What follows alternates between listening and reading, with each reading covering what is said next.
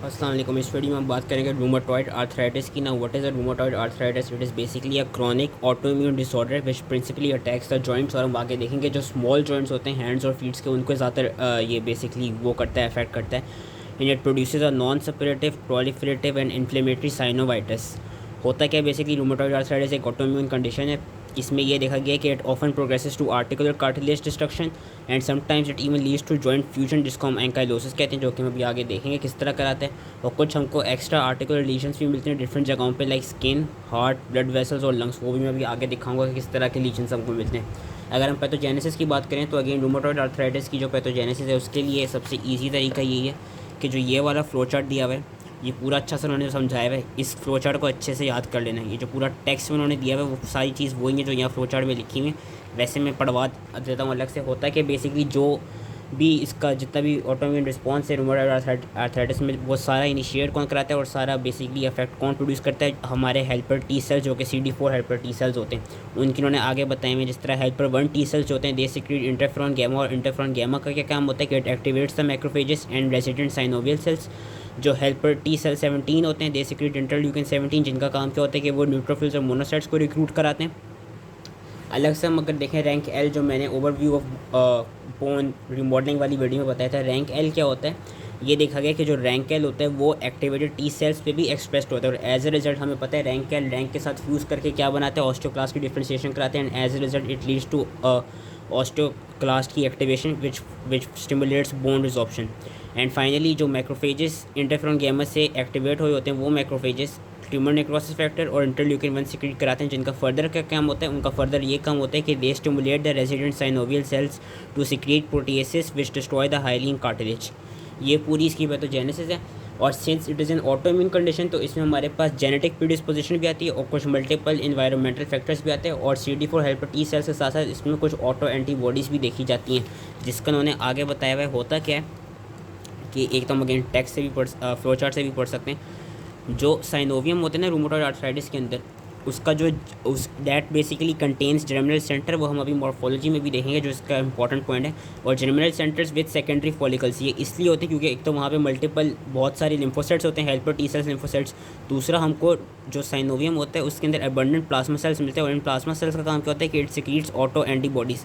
अब ये जो ऑटो एंटीबॉडी सिक्रीट करते हैं, इनका नाम याद कर लेना। उनका नाम है ACPS, which are known as anti citrullinated peptide antibodies. Basically होता क्या है कि जो ये वाली ACPS होते हैं, these are specific for citrullinated peptides. और वैसे कोई पूछेगा नहीं, लेकिन अगर कोई वाइवा में पूछ ले एक्स्ट्रा मार्क्स के लिए, तो ज़्यादातर ये इसकी रीजनिंग ये है कि हमारी बॉडी में कुछ ऐसी प्रोटीन्स हैं जो कि पोस्ट ट्रांसलेशनली उनका जो आर्जिनिन रेसिड्यू है वो कन्वर्ट हो चुका होता है सिट्रुलिन में। तो वो जो उस तरह की जो प्रोटीन्स होती हैं जो कि ज़्यादातर जॉइंट्स के अंदर पाई जाती हैं, और कुछ ना कुछ प्रोटीन्स इस तरह की प्रोटीन्स हमको फाइब्रिनोजन, टाइप 2 कोलेजन, वाइमेंटेन और अल्फा इनोलेस एंजाइम में भी मिलती हैं। तो ये जो सिट्रुलिनेटेड पेप्टाइड्स होते हैं ना, जो सिट्रुलिनेटेड प्रोटीन्स होती हैं, इनके खिलाफ बेसिकली ऑटो एंटीबॉडीज़ बनती हैं which are known as ACPS, and these ACPS they attack these sites, and as a result they lead to inflammation of the joint which causes rheumatoid arthritis. ये auto antibodies होती हैं। और एक अलग से हमको रूमेटॉइड फैक्टर भी मिलता है। रूमेटॉइड फैक्टर क्या है? रूमेटॉइड फैक्टर्स इज बेसिकली और IgM and IgA autoantibodies which binds to the IgG-Fc regions. Rheumatoid factor याद रखना है, रूमेटॉइड फैक्टर ये दो IgM और IgA की इम्यूनोग्लोबुलिन से जो कि बेसिकली कराती हैं, जो IgG होती है अपनी बॉडी की, उसके FC रीजन के साथ जाके बाइंड कर जाते हैं।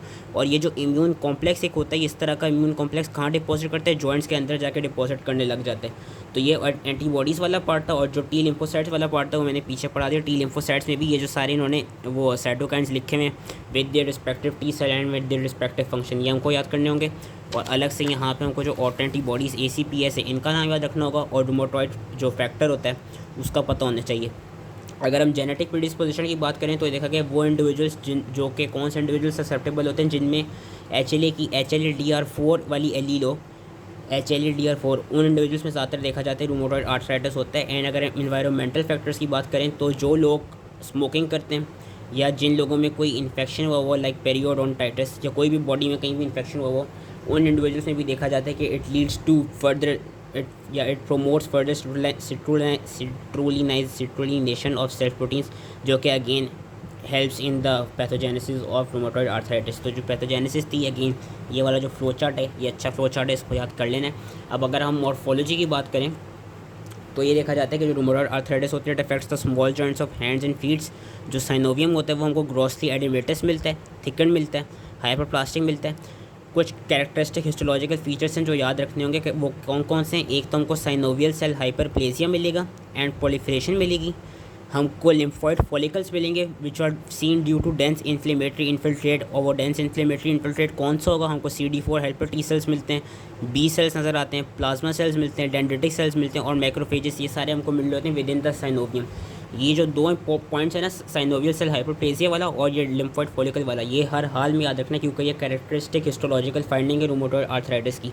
इसके अलावा हमें और क्या क्या मिलता है, हमको इंक्रीज वेस्कुलैरिटी मिलती है within synovium due to angiogenesis. Fibrinopurulent exudate मिलते हैं हमको on the synovial inside the synovium and on the joint surfaces. And उसके अलावा हमको ऑस्टियोक्लास्टिक एक्टिविटी मिलती है in the subchondral bone which allows the inflamed synovium to penetrate the bone and cause periarticular erosions and subchondral cysts. ये तीन अगर ना याद है तो कोई बात नहीं, लेकिन ये जो शुरू के दो हैं ये हमको याद होने चाहिए क्योंकि these are characteristic histological findings of RA। और अलग से हमें क्या चीज़ याद रखनी है, हमको पेनस याद रखना है। What is pannus? Pannus is basically, इन्होंने इसकी पूरी डिस्क्रिप्शन दी हुई है। It is a mass of oedematous synovium inflammatory cells granulation tissue and fibroblast that grow over and causes erosion of the articular cartilage. ये इन्होंने यहाँ पे इसकी फिगर भी दिखाई हुई है। ये जो बड़ा बड़ा सा ग्रॉसली एडिमेटस हमको जो पिंक पिंक रेडिश सा नज़र आ रहा है, दिस इज़ पेनस। और ये पेनस बनता क्यों है? It is a mass of oedematous synovium. इसके अंदर साइनोवियम के साथ साथ इन्फ्लेमेटरी सेल्स भी हमको मिलते हैं, हमको ग्रेनुलेशन टिश्यू भी मिलता है एंड फाइब्रोब्लास्ट भी मिलते हैं which grow over and they cause the erosion of articular cartilage. And after some time होता क्या है कि ये जो कार्टिलेज होता है जिसके ऊपर ये ग्रो कर रहा होता है, that cartilage is basically destroyed and then the penis it bridges the opposing bones and forms a fibrous ankylosis which eventually ossifies and results in bone fusion और bony ankylosis के basically होगा क्या, ये जो पेनिस है ये eventually इतना ज़्यादा इनलार्ज कर जाएगा दोनों साइड से कि ये जो आर्टिकुलर कार्टिलेज है, बेसिकली ये आर्टिकुलर कार्टिलेज जो ब्लू है ये डिस्ट्रॉय हो जाएगा। और जब ये डिस्ट्रॉय हो जाएगा तो ये दो बोन्स को आपस में इस तरह एक तरफ से उनके दरमियान ब्रिजिंग करने लग जाएगा, उनको अपोज करने लग जाएगा आपस में।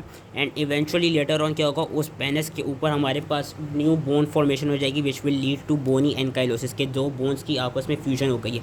और ये चीज़ याद रखनी है कि ये पेनिस एकदम से नहीं बन जाता है कि जिसको भी आ रहे है उसमें पेनिस होगा। It takes around 4 to 5 years for the development of penis.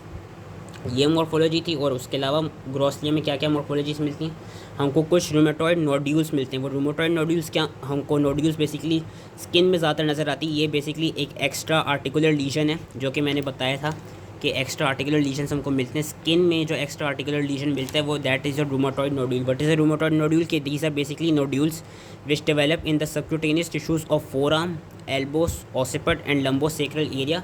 These are small masses which are firm, non-tender and round to oval in shape. Microscopically इनकी इन्होंने फिगर यहाँ पे दिखाई हुई है, ये बिल्कुल नेक्रोटाइजिंग ग्रैन्युलोमा की तरह रिजेंबल कर रहा है क्योंकि हम देख सकते हैं यहाँ पे ये जो सेंट्रल जोन है, this central zone is basically of fibrinoid necrosis and it is surrounded by rim of surrounded by prominent rim of, एक हमको रिम नज़र भी आ रही है, surrounded by rim of activated macrophages and numerous lymphocytes and plasma cells. Basically ये जो सारे यहाँ पे सेल्स हैं जो इस फाइब्रिनस नेक्रोसिस को सराउंड कर रहे हैं, these are your lymphocytes, your activated macrophages and your plasma sales.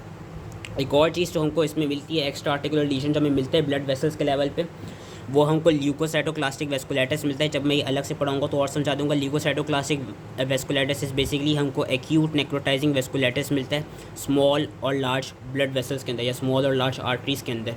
तो बस इसका ये याद रखना था। अब हम आते हैं क्लिनिकल फीचर्स पे। क्लिनिकल फीचर्स में ये देखा गया कि RA को डायग्नोस करने के लिए हम सीरोलॉजिकली डायग्नोस करते हैं जिसमें हमको ACPA की डिटेक्शन से पता चलता है कि वेदर RA इज़ प्रेजेंट और नॉट। कुछ हमको जो कैरेक्टर क्लिनिकल फीचर्स मिलते हैं उसमें हमको मैलेज मिलता है, फटीग मिलती है, जनरलाइज मस्कुलोस्केलेटल पेन मिलता है and then the joint involvement it develops after weeks to month. ज़्यादातर फीमेल्स को अफेक्ट करता है, जो मेल टू फीमेल रेशियो है वो 1:3 है कि फीमेल ज़्यादातर अफेक्ट होती हैं। एंड यूजली इसमें याद रखना है जो कि डिफरेंशिएटिंग पॉइंट है फ्रॉम ऑस्टियोआर्थराइटिस, जो यंग फीमेल्स होती हैं जो अपनी अर्ली 30s में होती हैं उनको ज़्यादातर अफेक्ट करता है। जो ओल्ड फीमेल्स होती हैं, ओल्ड फीमेल्स में ज़्यादातर ऑस्टियोआर्थराइटिस के केसेस आते हैं। तो जो रूमेटॉइड आर्थराइटिस होता है एक तो यंग फीमेल्स को अफेक्ट करता है, सिमेट्रिकल होता है, small joints of hands and feets को अफेक्ट करता है। और मोस्ट इंपॉर्टेंट कौन सा स्मॉल जॉइंट है, रिस्ट, उसके बाद एंकल्स, फिर एल्बोस और नीस। ये इसी तरह याद रखना होगा कि स्मॉल जॉइंट्स ऑफ रिस्ट, सबसे पहले रिस्ट के, उसके बाद ankles, then elbows and knees. And हमारे जो हैंड्स होते हैं, हैंड्स में हमारे कौन से दो जॉइंट्स को इन्वॉल्व करता है, मेटाकार्पोफेलेंजियल जॉइंट को और प्रॉक्सिमल इंटरफेलेंजियल जॉइंट को। बेसिकली ये मेरा हैंड है, इसमें ये जो है ये वाला जो जॉइंट है this is our metacarpophalangeal joints, क्योंकि हमारी ये मेटाकार्पल्स होती हैं यहाँ पे और यहाँ पे फेलेंजेस शुरू हो जाती हैं। तो this joint which is your metacarpophalangeal joint, इसकी इन्वॉल्वमेंट होती है। और साथ में यहाँ इस वाले जॉइंट की जो इधर होता है, जो प्रॉक्सिमल इंटरफेलेंजियल जॉइंट होता है, उसकी इन्वॉल्वमेंट होती है रूमेटॉइड आर्थराइटिस में। उसके अलावा में क्या क्या क्लिनिकल फीचर्स मिलते हैं, इसमें ये देखा गया है कि रूमेटॉइड आर्थराइटिस में जो जॉइंट्स होते हैं, जो हमारे अफेक्टेड जॉइंट्स हैं, वो स्वॉलन होते हैं, वार्म हो जाते हैं, पेनफुल हो जाते हैं। इसमें देखा गया जो मॉर्निंग स्टिफनेस होती है जॉइंट्स की, it does not subside with activity, whereas osteoarthritis में देखा गया कि जो मॉर्निंग स्टिफनेस है वो जब हम कोई एक्टिविटी करते हैं सुबह उठ के तो वो ख़त्म हो जाती है, वेयरएज रूमेटॉइड आर्थराइटिस में मॉर्निंग जॉइंट स्टिफनेस ख़त्म नहीं होती। एंड ये देखा गया इसमें साथ साथ there can be inflammation in tendons, ligaments and also your adjacent skeletal muscles. और क्या कैरेक्टरिस्टिक हमको फाइंडिंग मिलती हैं, ये इन्होंने रेडियोग्राफिक कैरेक्टरिस्टिक फाइंडिंग भी यहाँ दिखाई हुई है और यहाँ लेफ्ट हैंड की दिखाई हुई है। तो अभी मैं ये जो आगे वाली चीज़ें वो लेफ्ट हैंड की थ्रू करके दिखाऊंगा। Radial deviation of the wrist, ulnar deviation of the fingers and flexion hyper extension of the fingers. Basically इसका ये मतलब है कि लेट सपोज ये मेरा हैंड है एंड जो थंब वाली साइड है this is my radial side, तो radial deviation of the wrist, अब ये रिस्ट है तो ये ऐसे होगी, radial deviation of the wrist के इधर को डेविएट हुई और जो मेरी फिंगर्स होंगी वो मेरी अल्नर साइड पर डेविएट कर रही होंगी। इस तरह की फाइंडिंग मिलती है रूमेटॉइड आर्थराइटिस के पेशेंट में, जो कि इन्होंने यहाँ रेडियोग्राफ में दिखाई हुई भी है लेफ्ट हैंड की, कि हाथ यहाँ रिस्ट वाली साइड से ऐसे रेडियल साइड पे जा रहा है और फिंगर्स हमारी लेफ्ट साइड को अल्नर साइड को जा रही हैं। तो radial deviation of the wrist, ulnar deviation of the fingers ये मिलती हैं। दूसरा इन्होंने क्या दिखाया हुआ है, flexion hyper extension of the fingers के। बेसिकली लेट सपोज अगर मैं इसको इस व्यू से दिखाऊँ तो ऐसे करके फिंगर्स मिलती हैं, या अगर मैं इससे एक फिंगर को दिखाऊँ तो इस तरह की फिंगर मिलती है कि यहाँ से फ्लेक्शन हो रही होती है एंड यहाँ डिस्टली हाइपर एक्सटेंशन होती है। प्रॉक्सिमल साइड से फ्लेक्शन होगी एंड डिस्टल साइड से हाइपर एक्सटेंशन होगी। तो इस तरह की हमको अपीयरेंस मिल रही होती है। एंड जो इस तरह की अपीयरेंसेस होती हैं इनको हम क्या कहते हैं, हमको स्वान नेक एंड बोटोनवा डिफॉर्मिटीज़, ये जो इस तरह की कैरेक्टरिस्टिक फाइंडिंग्स होती हैं हाथ में जो हमको मिलती हैं, इनको हम नाम देते हैं एक तो स्वान नेक अपीयरेंस एंड बोटोनवा डिफॉर्मिटी। इसको हम गूगल करके भी आप लोग देख लीजिएगा। तो ये कुछ इसके कैरेक्टरिस्टिक क्लिनिकल फीचर्स हैं जो कि याद रखने होंगे। एंड इसमें इंपॉर्टेंट रेडियोग्राफिक हॉलमार्क क्या है, radiographic hallmark is joint diffusion and juxta articular osteopenia with erosions and narrowing of the joint space and loss of articular cartilage. इसी तरह याद रखना होगा कि radiographic hallmark is your joint diffusion and juxta articular osteopenia with erosions and narrowing of the joint space and loss of articular cartilage. इसकी जो treatment मैं इतनी डिटेल में नहीं पढ़ूंगा क्योंकि हमने थर्ड ईयर में इसकी जो ट्रीटमेंट थी वो सही से डिटेल में पढ़ ली थी। जितने भी एंटी रूमेटिक एजेंट्स जो थे कि कॉर्टिकोस्टेरॉइड्स देते हैं, इम्यूनोसप्रेसेंट्स देते हैं लाइक मेथोट्रेक्सेट, बायोलॉजिकल एजेंट्स देते हैं जिसमें हमारे पास TNF के एंटागोनिस्ट आ जाते हैं। तो उसकी ट्रीटमेंट में बस यही है। रूमेटॉइड आर्थराइटिस इतना था, इसकी पैथोजेनेसिस अच्छे से यहाँ से याद रख लेनी है। हिस्टोलॉजिकल हॉलमार्क जो शुरू की दो बताई थी वो फाइंडिंग्स याद रखनी है। पेनस का पता होना चाहिए, ACPAs का पता होना चाहिए, these are important. Rheumatoid factor का पता होना चाहिए, दीज आर ऑल्सो इंपॉर्टेंट कि what is rheumatoid factor and what is your ACPS। HLA-DR for genetic predisposition का पता होना चाहिए। एंड जो क्लिनिकल फीचर्स जितने मैंने अभी बताए हैं, स्पेशली यहाँ वाले जो बताएं जितने, इनके हमको नाम आने चाहिए। और हम इसको डायग्नोस किस तरह करते हैं रूमेटॉइड आर्थराइटिस को, बेसिकली एक वो रखा गया है कि इन 7 में से अगर हमको कोई भी 4 फीचर्स मिल रहे हों so we diagnose it as rheumatoid arthritis.